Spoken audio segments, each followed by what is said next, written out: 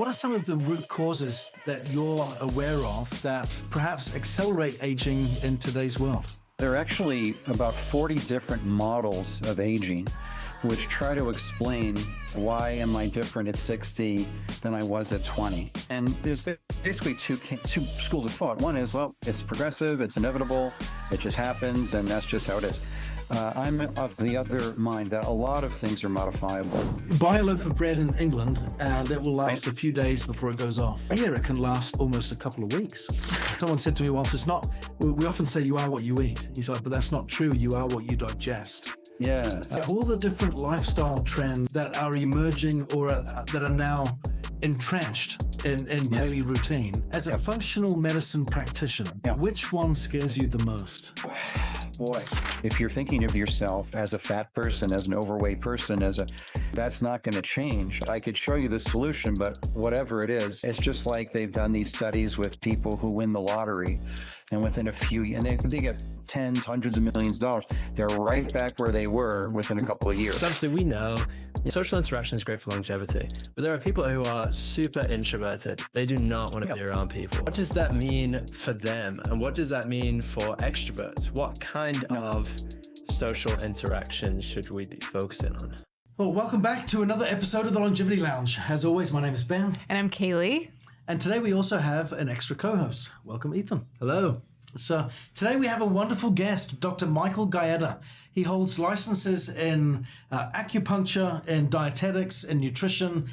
He's a functional medicine practitioner and a Chinese medicine practitioner as well, and also an educator. He has trained over 20,000 practitioners across multiple disciplines in the field of medicine. And it is just a thrill to have him with us today. Yeah, we really get into it. We talk about epigenetics, gene expression, his first BEMER experience, how he uses BEMER in his practice.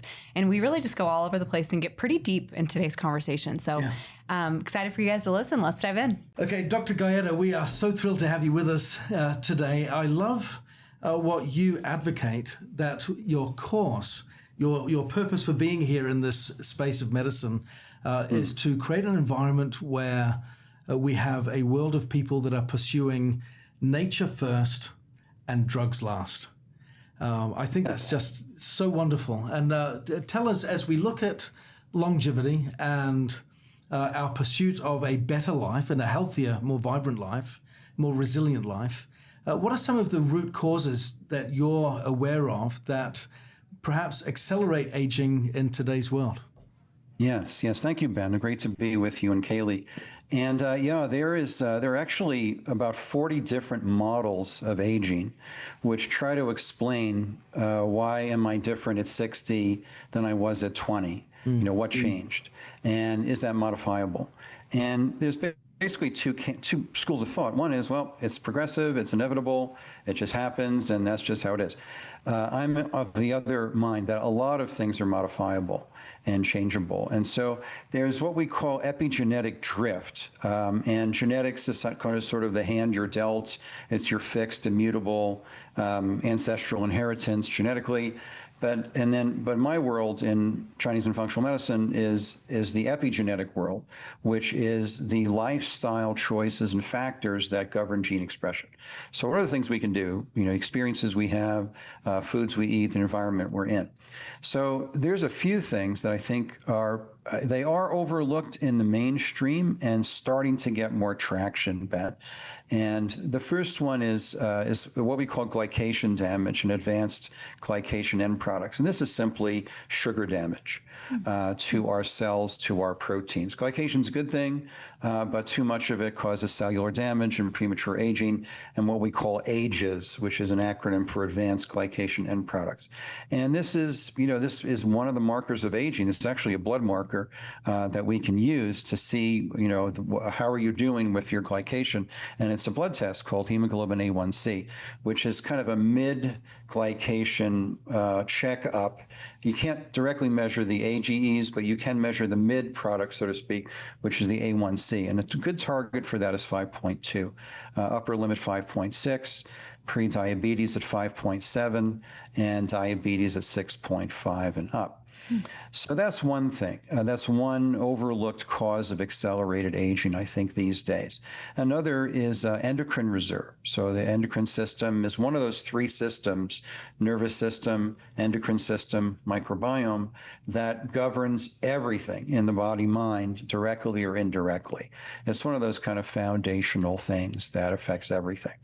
And so most of what we're seeing today, Ben and Kaylee, is endocrine depletion, or a loss of endocrine reserve from stress, poor nutrition, endocrine disruptors, which are basically environmental toxins, stress causing high cortisol, driving high insulin, insulin resistance. This whole like hormonal mess is definitely contributing in a unique way to our modern aging crisis. Basically, in the U.S., the average, life expectancy for a baby born today for females is still around 79, but men, the life expectancy dropped 6 years. Wow. Men and women used to be within 6 months of each other for decades, typically. Men tend to do more stupid things, and so we have a slightly lower life expectancy. No surprise there. No surprise there. And as I got back from physical therapy today after messing up my knee, but just as an example. But yeah, so the now, and there's a lot going on that goes into that, but men's life expectancy has dropped 6 years in the last 6 years. And that's just not a good thing. So loss of endocrine reserve. There's also an autoimmune theory. Dr. Royal Lee, who was one of the founders of the field of holistic nutrition, said back in 1954, so this is 71 years ago, he said, quote, old age in general is probably the development of antibodies, autoantibodies, natural tissue antibodies, one after the other, to one specialized tissue after another. So there's an autoimmune model of aging, which is really emerging. And then there's the microcirculatory theory of aging. Dr. Kunlin Jin, back in 2019, journal article in Aging and Disease, said that aging is driven by the continuous impairment of the microcirculation, which are those tiny vessels, the arterioles, driving blood into the capillaries, drained out through the venules, which makes up 3/4 of the circulatory system. That's really the business end of the cardiovascular system where the action happens. And a decline in that is another very, very substantiated model of aging. Then we have chronic infection. A lot of people are walking around with fungal, parasitic, bacterial, viral infection, low level, so it's just sapping their energy without them being aware of it. Environmental toxicity, metabolic or mitochondrial damage or decline. Chronic inflammation, dysbiosis, which is an unhealthy gut microbiome. These are some of those 40 that I mentioned. That's a lot. Yeah. And I'll tell you, Ben, a lot of patients are coming in asking about this. More and more as the population, the big chunk of the population is aging. They're like, how do I stay well? Or my parents are dealing with dementia, Alzheimer's, memory loss. How do I maintain my cognitive function? But these are a few that I think are starting to gain traction, but still largely unrecognized. Well, you mentioned there was a decline in microcirculatory function. Yes. What is the cause of that? Why is that trend emerging? Great question. And there's a few contributors, Ben, because this circulatory thing is huge. We have a saying that goes back, I think it's 1,400 years in Chinese medicine, that stagnation is the cause of the 10,000 diseases. So this is an ancient Chinese physician and philosopher who said this, over 1,000 years ago. And so this concept of life not moving, what we call qi and blood stagnation in Chinese medicine, is a big thing. And what's causing that? It's a great question, but I think there are several, like most things, there's contributors. In holistic health, we don't really look at single causes. That's very reductionist, conventional medicine. It's more contributors. What are the contributors to disease? What are the contributors to health? How can we optimize those and minimize the contributors to disease and basically remove barriers to well-being? So what's causing this is several things. One is this explosion in screen time, starting at a very young age. Children and adults, and look, I've been guilty of this myself. It's very quick dopamine hit. to look at your phone and scroll and and we're less physically active is the bottom line than we were historically. Throughout history, we're kind of at our most sedentary, if you're looking at long cycle lifestyle with human beings. So lack of physical activity is huge. Second one is nutritional. We have more toxins in our foods, less nutrients in these factory farmed foods, and that is sapping our energy to move that blood through those vessels. That's another factor. There has been, I'm just going to, if it's controversial, that's okay. I'm backed by over 1,000 studies in the literature on this that, COVID vaccines have caused enormous damage to the large and small vessel circulation and causing blood clots and myocarditis and a lot of circulatory issues that we haven't seen before. They're pulling, 8 to 12-inch long clots out of people on autopsy and other things like that. So that's another factor is that. And then we have, a significant factor is the loss of, I would say, significant toxicity being eliminated. So toxin accumulation can really damage those vessels and the muscles that move blood through them. So those are just a few, but this is it's a big problem that if we can optimize microcirculation, we're optimizing life, health, and repair, and longevity, as well as vitality and healthy aging. Yeah, that really struck me, this point that you made about stagnation. Because, my goodness, I think we're living in a much more sedentary environment now than ever before, right? And so that's certainly making it worse. I found it interesting being a Brit, right, coming over to the States. Yes. I'm just sharing as a comparison, not with any judgment, but certainly Don't call us lazy, Ben. No, but buy a loaf of bread in England and it will last a few days before it goes off. Here it can last like almost a couple of weeks. Yeah. Right. And Wonder Bread. Yeah, same with milk, right? And eggs and things like that. It's like, oh my gosh, those things you had to get, in short supply in England because they were just so fresh. And here, this is maybe a relatable example for anyone that's got little kids. I've got little kids, and so we've got a big SUV, and when you do a clean out, you'll always find junk and maybe some leftover residual food in the back of the car where the kids have just made a mess in the back, right? And you clean it out and you'll find some McDonald's apple slices that you don't know how long they've been there, but they've not gone brown. That's horrible. Right? And it's like they're offering a healthy option with their meals. And so we see things like you said, being sedate, just kind of immobile in our lifestyle. We see the things being put into our food that are not helping. And someone said to me once, it's not, we often say you are what you eat. He's like, but that's not true. You are what you digest. Yes. And so from that perspective, what we're digesting is so different now. Even if we think we're eating the same foods, we're really not. Yeah, I love when I see mold growing on my sourdough bread. It's so exciting. I'm like, oh, it's real. It's real. That's the real deal. Yeah, right. It's the real deal. I was speaking in San Francisco one day, teaching a functional medicine seminar, and one of the docs came up to me on the break, who's a chiropractor and practicing, I think, 40 years. And he said I think it was in the 80s, he bought a Twinkie, put it on a glass tray with a glass cover on it, and just left it on his desk for like 30 or 40 years. And he said, it's still good. There's no spoilage. No way. Occasionally he'll take the lid off and smell it. It smells fine. Yeah. Crazy stuff. It's been there for decades. That's frightening. That is frightening. Now, when we look at all of this, and you talked as well about your screen time, giving us the quick dopamine hits and that kind of thing. Of all the different lifestyle trends that are emerging or that are now entrenched in daily routine, as a functional medicine practitioner, which one scares you the most? Which what? Which lifestyle trend that is emerging out of all of these? Yeah. Well, probably the one. It's hard to pick one. Wow.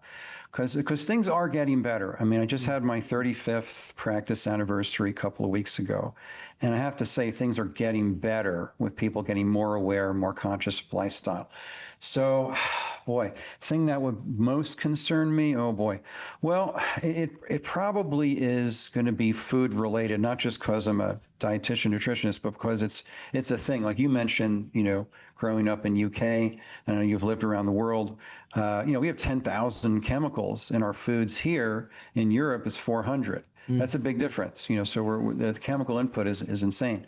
And we have, loads of genetically modified foods, Roundup, glyphosate, all these sorts of stuff put on our foods for shelf life and to retard spoilage. And so that loaf of bread lasts 3 weeks instead of 3 days.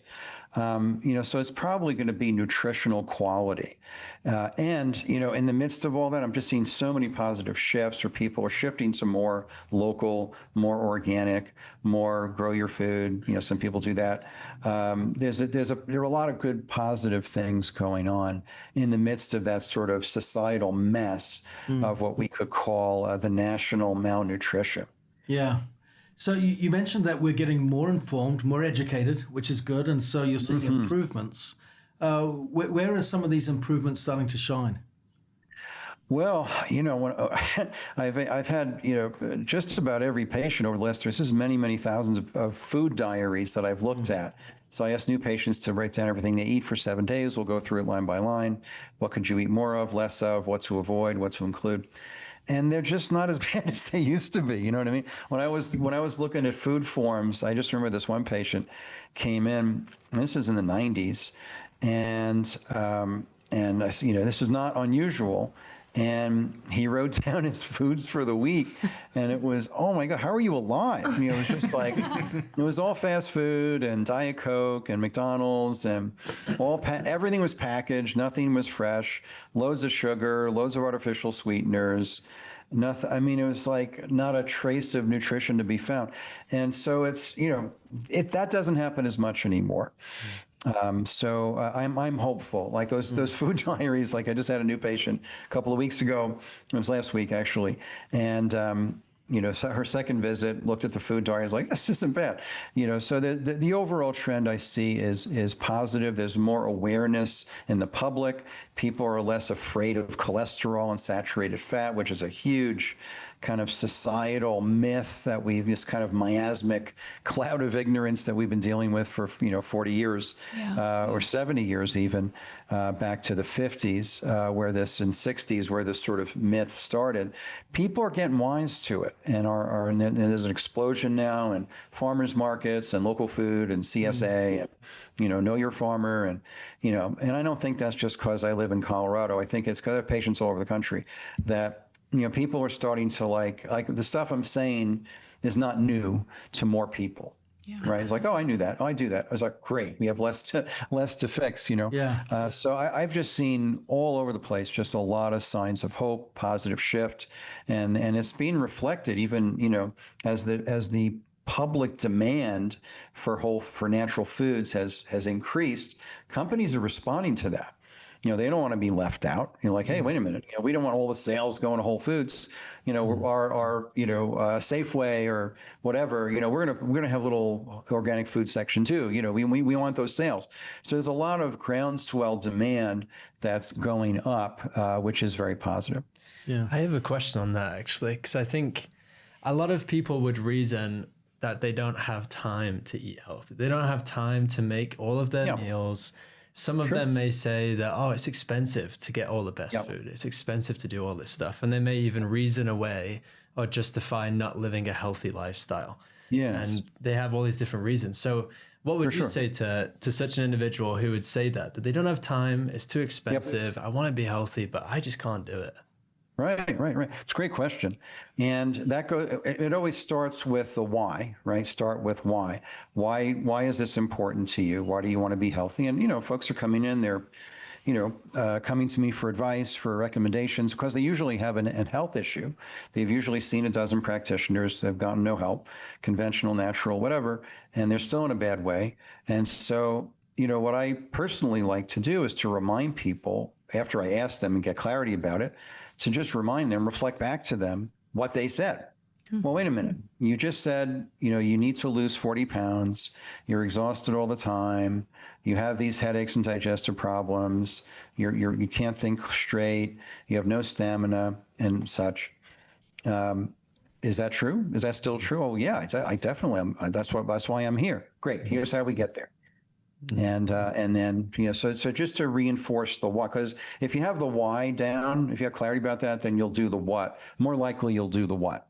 Now, what I've certainly learned, I grew up in New York City, and so it's a very fast paced, people are very impatient. They want to be better 2 weeks before they came in for their first visit, and so I've, to adapt to a healthy lifestyle, you don't have to cook every meal yourself.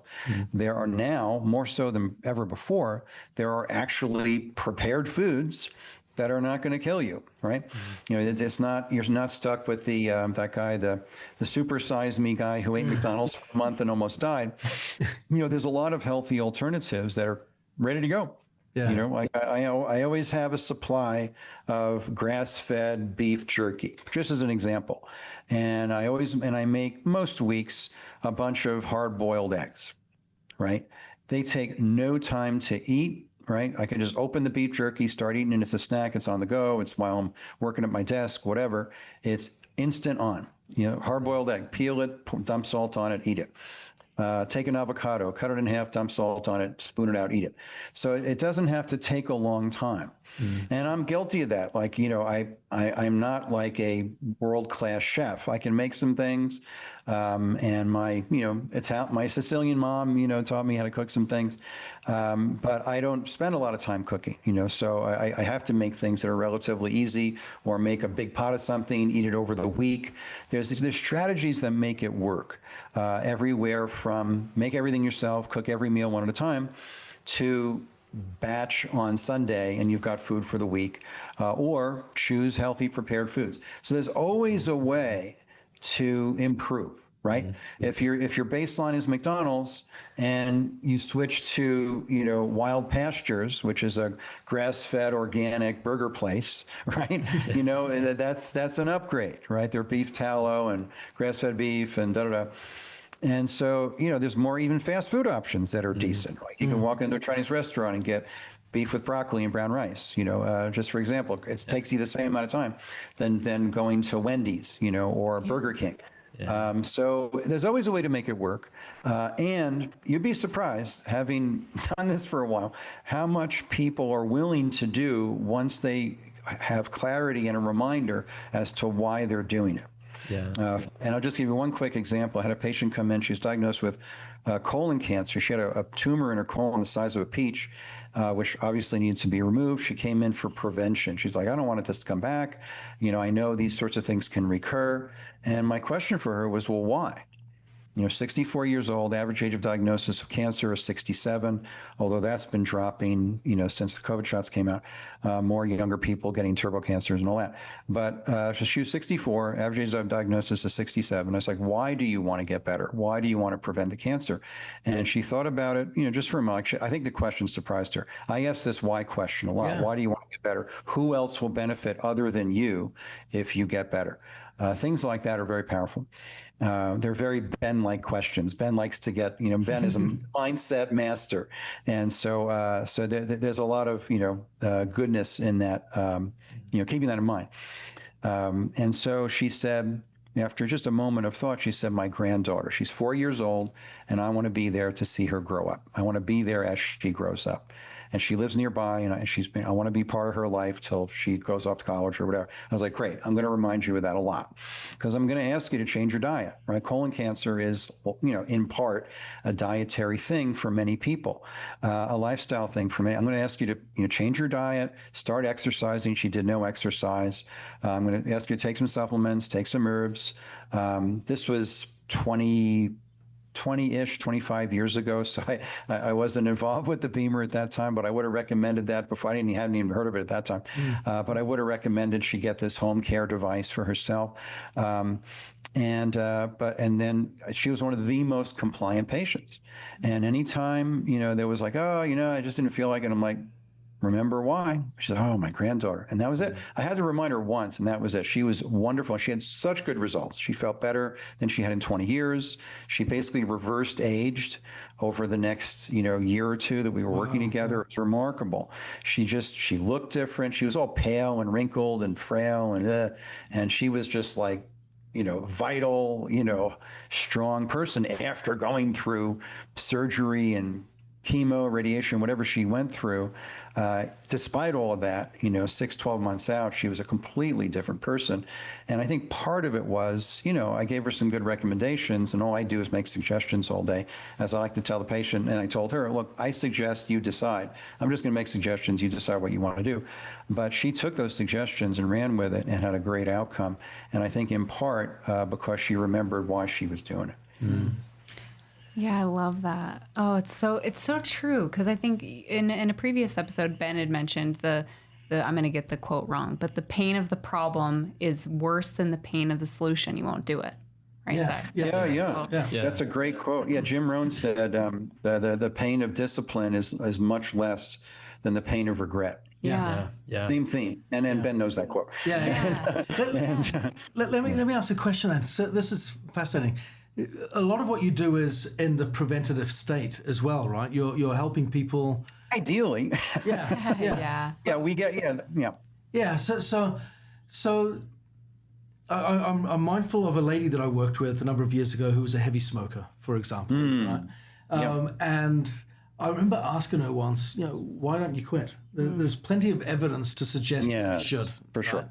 And she goes, we knew each other well enough where she could be really honest and, unfiltered in her comments, right? And she goes, I guess you just don't ever think it'll happen to you. If someone's going to get sick and get cancer or something, you typically think it's going to be someone else that'll get it. I know it's bad. I know I shouldn't, but I probably just think it's someone else's problem. Yeah. Right. And what was interesting was she had a daughter who was about 11 or 12 at the time. Right. And they had a class at school that was talking about the errors and terrible consequences of smoking, right? Yes. And she came home and she came to her mum, who was my work colleague, my friend, and she cried. And she said, and she was like, I don't want you to die, Mum. And she literally wept, right? She's like, I don't want you to die, and I don't want to be without my mum, right? Because this is what happens when you smoke, and I don't want you to do that to me.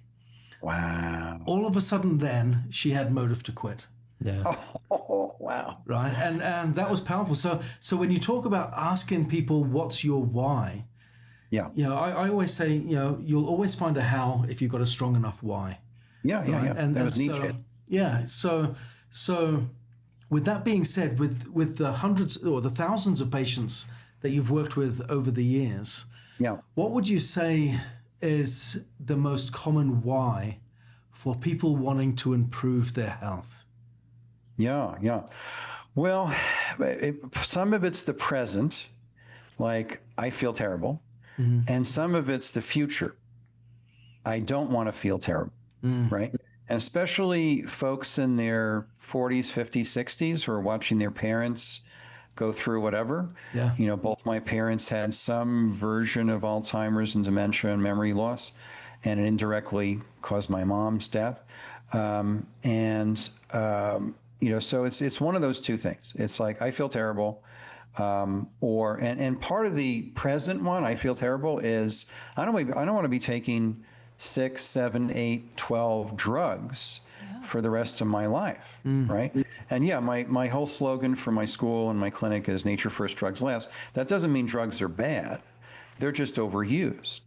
And there's a natural solution, at least minimum 98% of the time, for anything a person might even think about taking a pharmaceutical for. For example, in the US, we have about 4% of the world's population. We consume 50% of the world's pharmaceuticals at the greatest cost with the worst health outcomes of any developed nation in the country. Insane. right? We spend 20% of our GDP, it's $4 trillion a year on medicine. It's not, we don't really have a healthcare system. We have a disease management system. It's not really health oriented. It's like, wait till it gets bad enough, then you'll need a drug or a surgery or whatever. It's really messed up. But that's changing too. People are tired of that. They're like, I don't want to be taking drugs for the rest of my life. So it's that, or it's, and a lot of it, I tell you, a lot of it is triggered by folks taking care of their parents. They're like, I don't want that to happen to me. Can I prevent that? My mom doesn't even know who I am sometimes when I go to see her.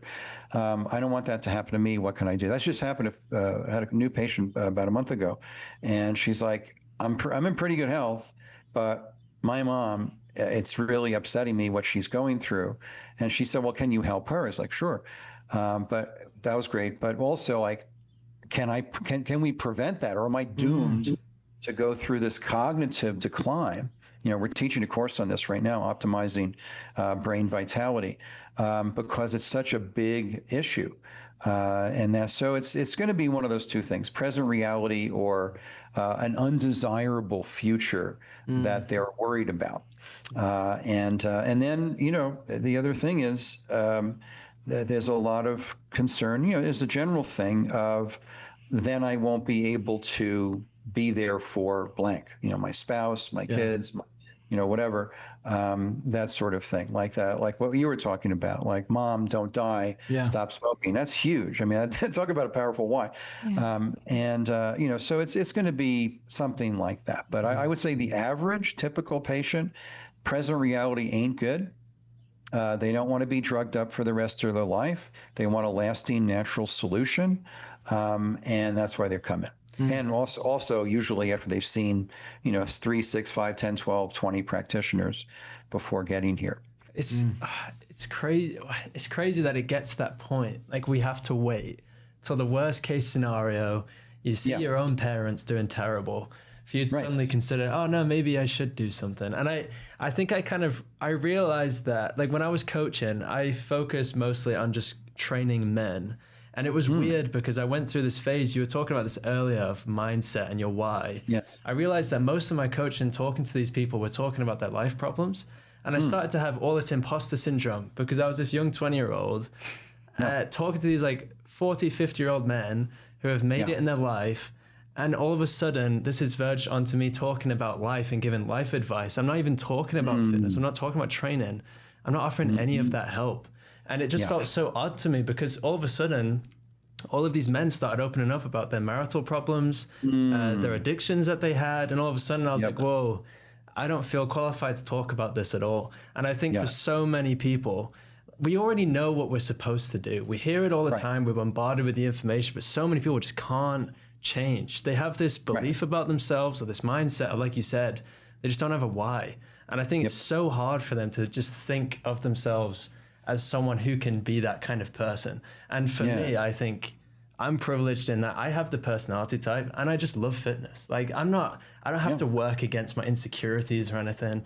I'm young, I've got time, I don't have kids. Like, there are so many things. And so I don't know, what would you say to someone who is struggling with their beliefs about themselves or how they view themselves, the mentality of it, and just to change and get out of that stuck state?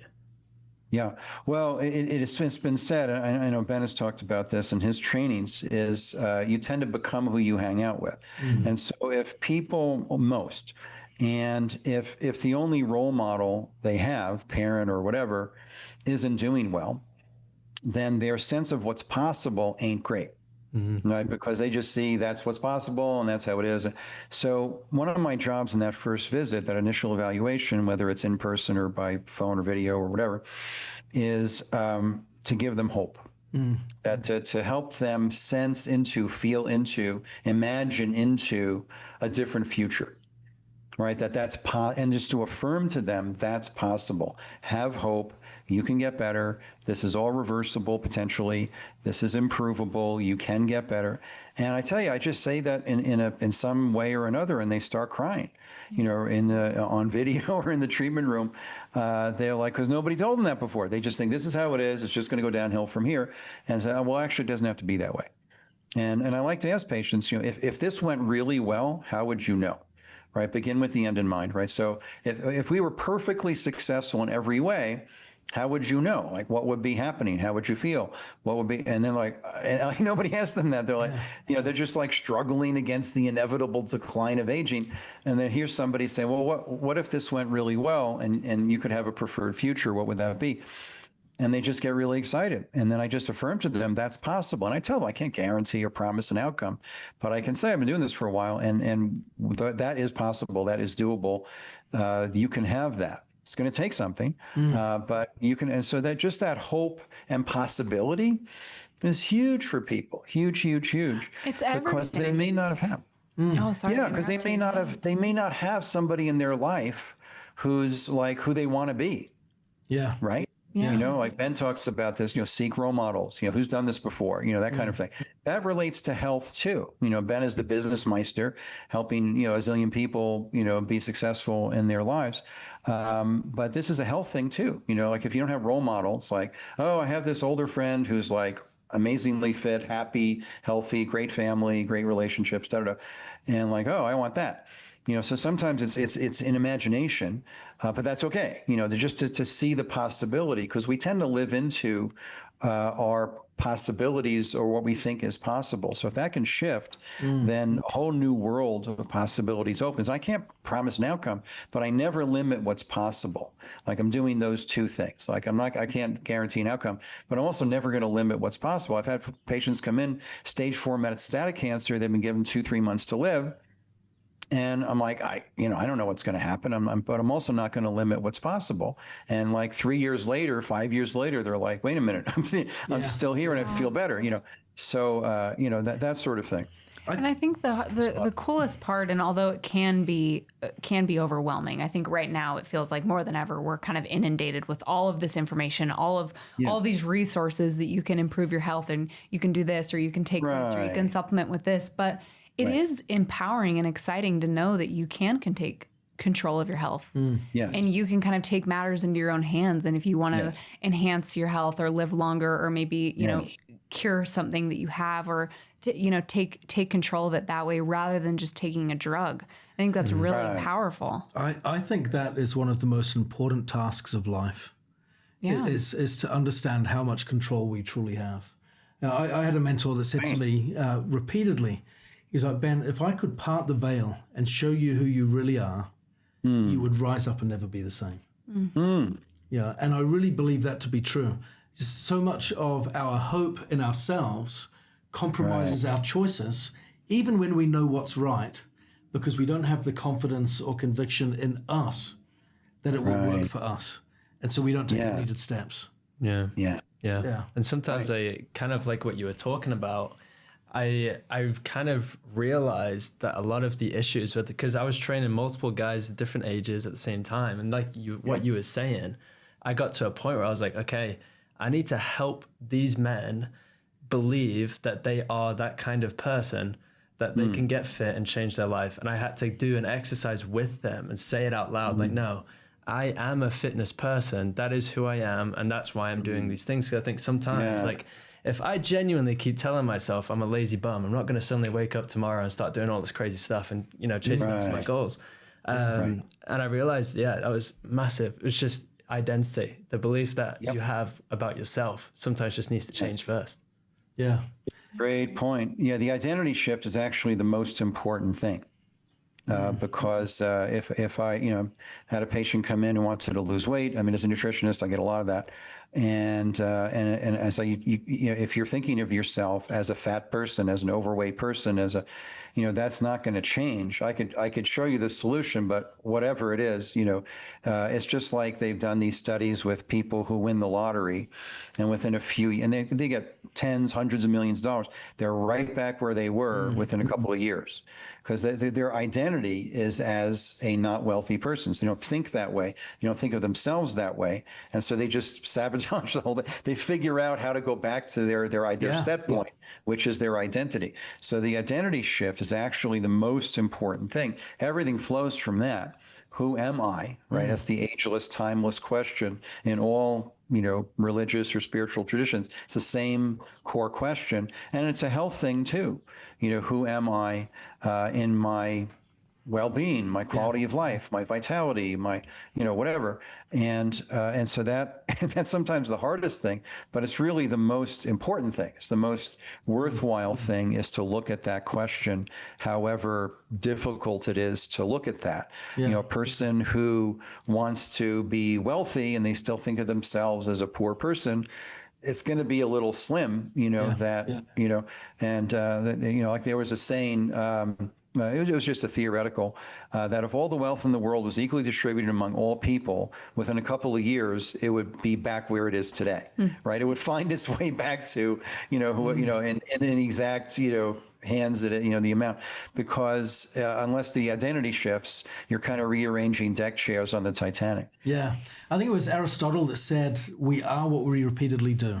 So excellence, therefore, is not an act, but a habit. Yeah, exactly. And certainly that's the root definition of identity, is what we repeatedly do, right? So, so with that being said, certainly amongst all of the different cultural phenomenons of today, we also see a greater emphasis on emotional health and chronic stress. And there's a lot more dialogue there.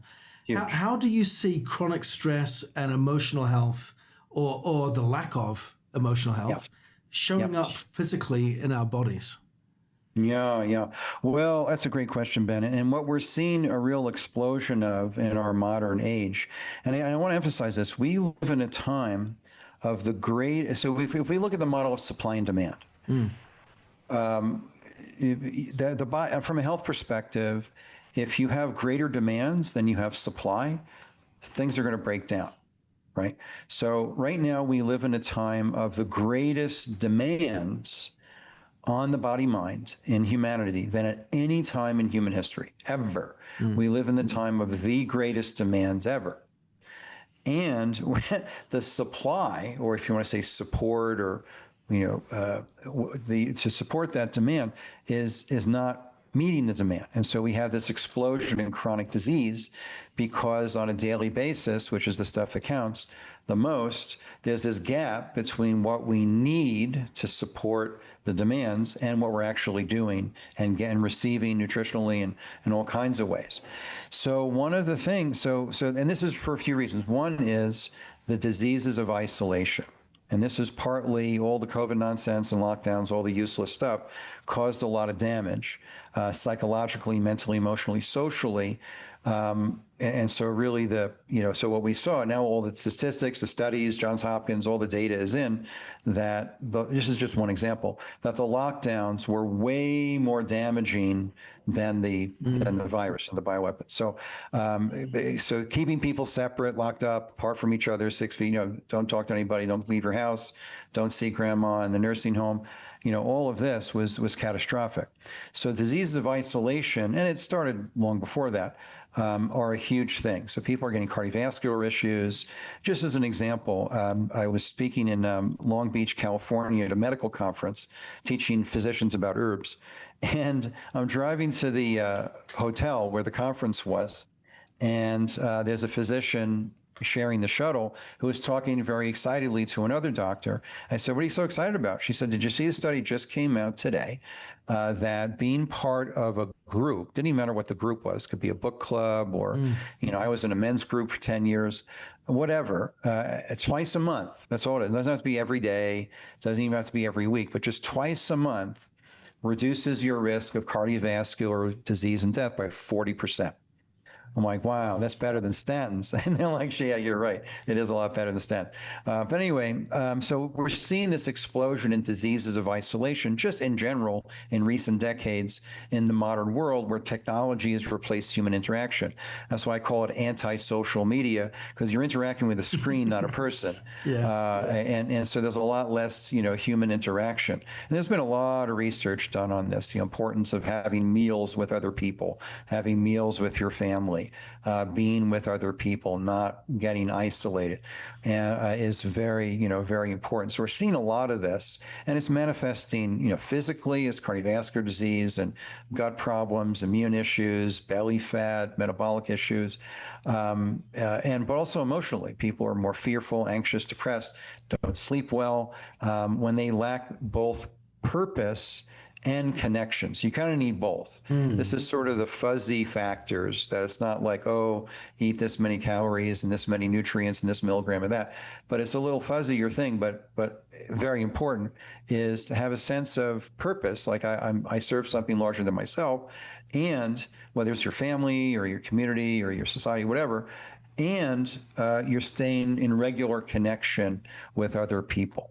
So those are, I would say, some of the symptoms, but also the solutions of that. And I find that, these days, a lot of people are in this fight or flight mode, we call sympathetic dominance, the stress response, much more than they used to be. And ideally, you want to be in that balance of sympathetic and parasympathetic. And that's one of the reasons, that was actually my first BEMER experience, was profound, like what is happening, deep relaxation within 1 minute. And I was like, what is going on? And by the second minute, I'm like, I'm buying one of these things. Like and I'm not a stressy guy, but to feel that deep relaxation of parasympathetic support was dramatic. And I was like, wow, I want all my patients to experience this deep level of relaxation and well-being. And it was very, indicative that if I experience that, I'm not really a stressy person. I'm kind of a happy guy that doesn't, I don't have a short fuse or anything like that. Imagine everybody else. So this whole autonomic nervous system, there's a big hubbub these days about supporting the vagal nerve, and which is just part of the parasympathetic nervous system. Rest, relax, digest, repair, detoxify is really important. That brings up so when you touched on the importance of social interactions, because that's also something I love reading those studies. Where you read those studies, it's like 100 years long. And you look at these people from when they were children to when they're elderly. I find it super fascinating. But what would you say for people? Because obviously we know, social interaction is great for longevity. But there are people who are super introverted. They do not want to be around people. They want to be in their rooms. They want to be by themselves. They want to be isolated. What does that mean for them? And what does that mean for extroverts? What kind of social interaction should we be focusing on? Yeah, well, ideally we're in the same room with another person. So that's sort of it's hard to get it through a screen, but it's better than nothing for sure. Like FaceTime your kid, as I like to do, my son in college, for example. So, that's a great second best. But there's something that happens, just like, I've been teaching for 32 years. I like to be in, a conference room or a hotel ballroom, talking to people, being in the room with them. I really like that. And just modern world, there's a lot of, video things going on, which is great too. So it's a matter of meeting people where they are and finding out what they can do or are willing to do. Because if you talk to those introverts, and again, thankfully, they're not like the majority of the population. Most people crave more human interaction. It's like when all my teaching had to go online because of the COVID nonsense. When I started going back and doing in-person live weekend seminars, everybody came out. They're like, this is so great. I've been craving, just wanting to be in a room with colleagues to talk about stuff, they just wanted to be together. And it was just very animated. People loved being together. Oh, let's go to lunch and let's sit around and talk about it. How's it going? And there's just a craving that most people have for that real human interaction, contact, connection. And, but for the folks who are just like, I want to be in my room all day, I like to just ask questions, like, just in an attitude of curious inquiry, who is in your life that you enjoy spending time with, who are people you just like their energy, or, whatever it is, and try to get them to feel into something that's already in their experience with somebody they already know, which they liked. And so, I think more of that will be good for you, so something like that. So start with where they are in their current experience, and then, encourage them to, get more of that good stuff in the mix. And again, all I do, as a practitioner is just make suggestions, and then people will do what they want. Yeah, I think I'm not a psychologist, but I would say that anyone that says they want no interaction It's pretty rare. That's a red flag. There's a reason to be concerned, right? Something going on. Yeah, so something else. We might want minimal or controlled interaction, but to have none, that suggests something's a problem. I think so. Or the ability to recharge after you've had some. It's nice to be able to be alone and have some alone time afterwards. But Oh, for sure. I mean, the reality is, I mean, you talk about the different systems of the body, the circulatory system, the lymphatic system, the skeletal system. They're all predominantly self-regulating, right? Whereas the emotional system is an open loop system, which means it needs the interaction of others in order to regulate it. So, and that's a survival mechanism, right? So if I've got a closed emotional system and I've got a little baby that's crying on the floor, I don't care. Right? So there goes the human race. Pretty quick. Right? So we need that open loop system in order for us to sustain the species. But I want to go to what you said before, Dr. Gaeta. You mentioned how you got a fast response with the BEMER when you first experienced it, and then it was crazy. Yeah, as a result, you kind of introduced it into your practice, and certainly it addresses microcirculatory function. And you mentioned one of the trends that we're seeing now is that there's a diminishing performance level there. How are you seeing? For sure. How are you seeing the BEMER play out in your practice? Yeah, well, the first thing was like personal experience. Like my friend said, hey, she gave me some, general idea, circulation, and basically she's like, get on the table. I'm like, okay, I heard about. I mean, literally, it was kind of crazy because I've been hearing people have come up to me in seminars, over 32 years of teaching, and say, oh, you got to check out this and check out that. And it's wonderful. I love that. They're like, oh, this is really, and they recommend all kinds of things. Sure. And, pretty regularly, somebody's like, oh, I think you'd really like the BEMER. Oh, thank you very much. Just because I get all these like, hey, you might like it, all kinds of recommendations. But I never actually did it. I just filed it away as like, something that people would recommend from time to time. So now my friend, who's a fellow school mom, that's where we knew each other here in town in Colorado. She's like, she came to the office and she basically said, get on the table, turn the thing on. I'm like, whoa, like, how am I this relaxed? I wasn't stressed, so that was the first thing. Then I was like, I got to get one of these. And then I started using it with patients.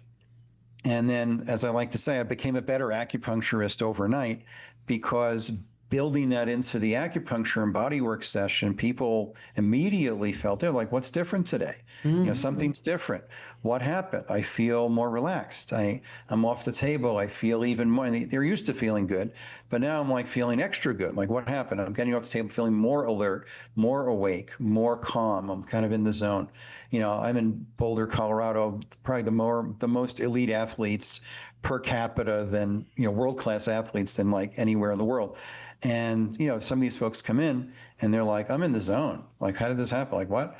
And so the patients started noticing it.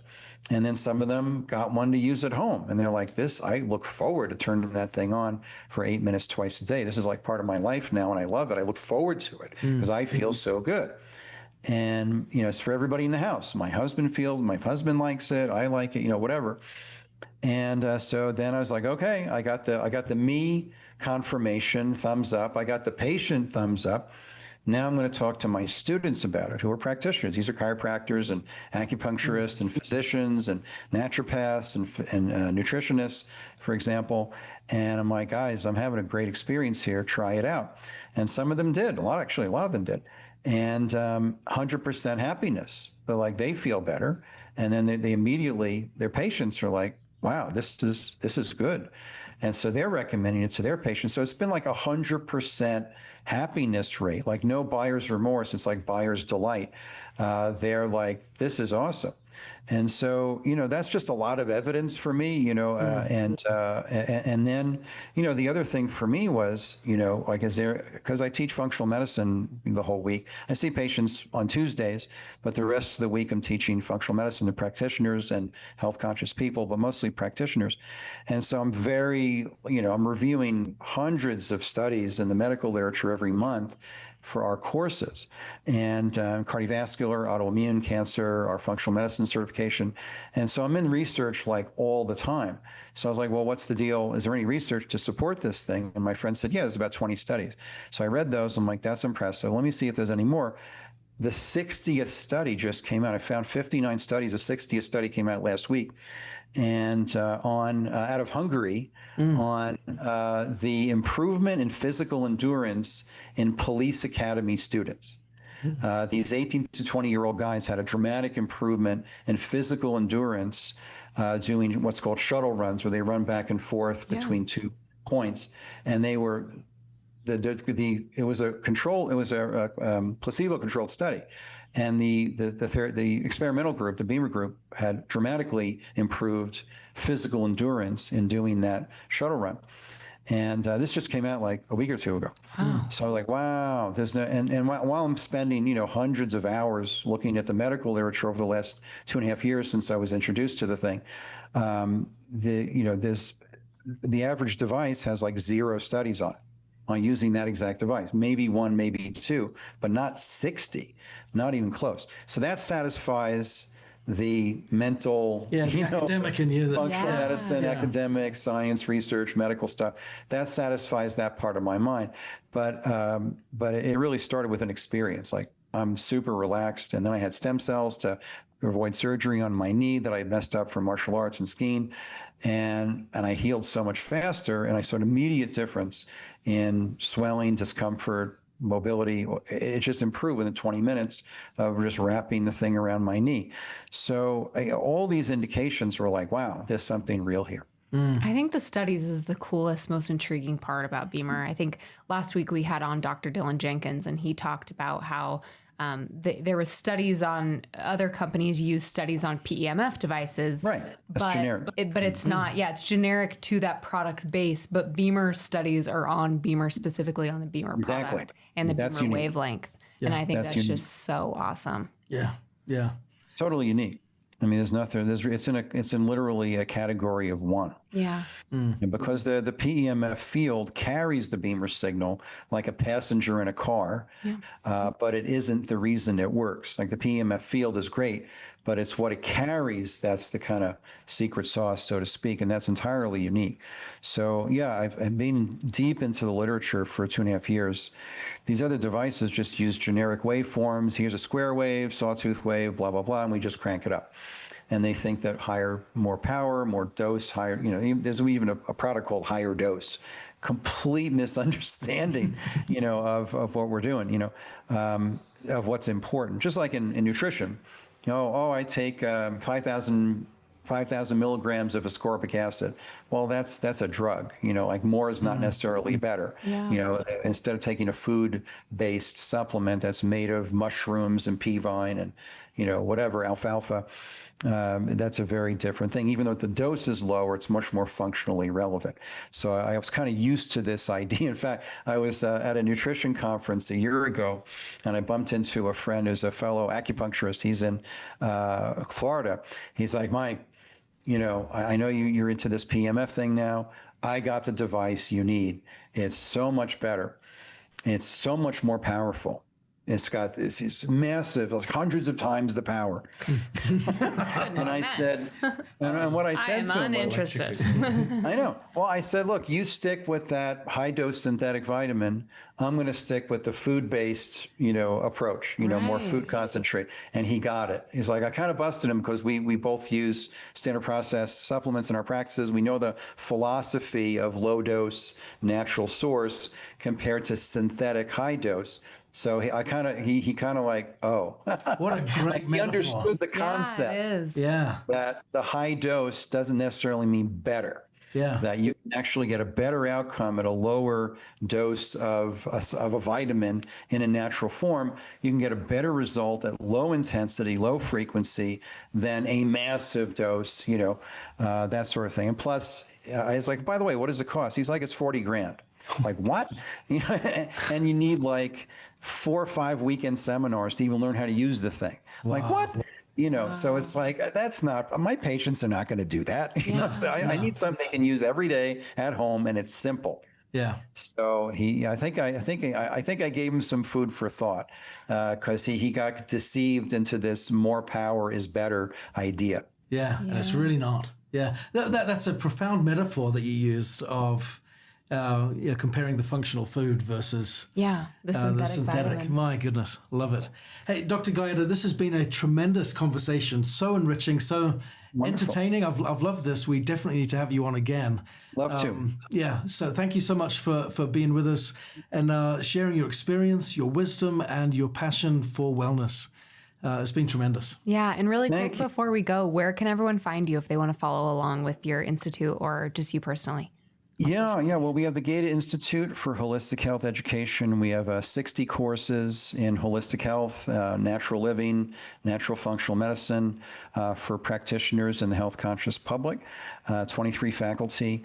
And then we also have the Gaeta Clinic for Chinese and functional medicine, and that's my practice. So all of that is at michaelgaeta.com, and you'll find us on just about every social platform at Gaeta Institute. That's usually where we'll show up in different places. Awesome. Well, thank you so much for being here, and have a great rest of your day. We'll see you guys later. Thank you. You too. Cheers. Thanks again.